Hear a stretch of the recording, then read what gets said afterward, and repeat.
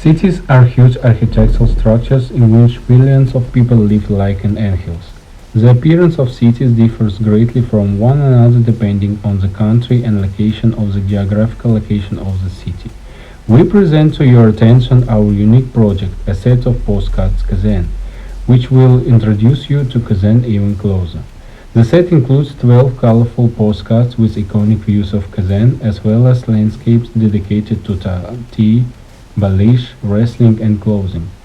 The author of the postcards is the young Kazan artist Ruslan Ibragimov. He performs his paintings in an unusual style, as he himself designates his unique drawing technique brusquism. Splashes of paint are the main expressive element of his works, which visually creates the effects of movement.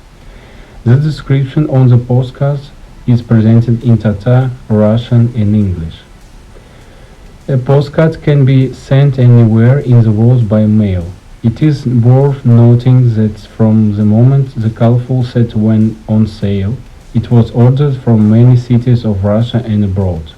To receive such a postcard with warm words and beautiful views will be pleasant to everyone without exception.